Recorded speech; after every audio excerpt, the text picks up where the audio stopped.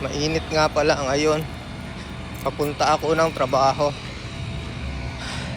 Lalakad. Doon ko iniwan yung sasakyan ko.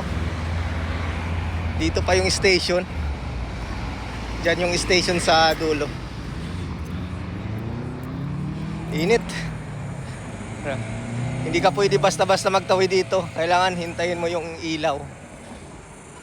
Kahit walang sasakyan, hindi ka pwedeng tumawid. Kasi may multa yung buhay mo.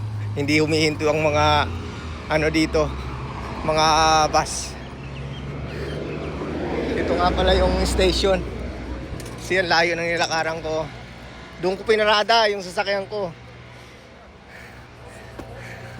So kailangan bago ka sumakay dito ng train, mayroon kay tatap dito. Ayan, tatap mo. Yung kailangan tap mo. Yun yung tinatapan.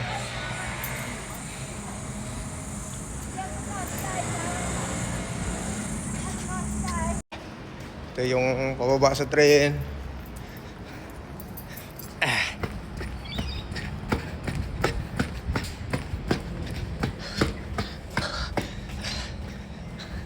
May mga oras yung train dito eh.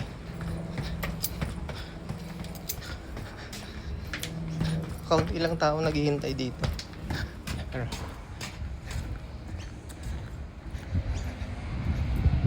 Tapos doon ka. Ayan yung train, may pa-13 na train. So ayan, ganoon lang ang nilalakad ko pag pumapasok ako sa trabaho.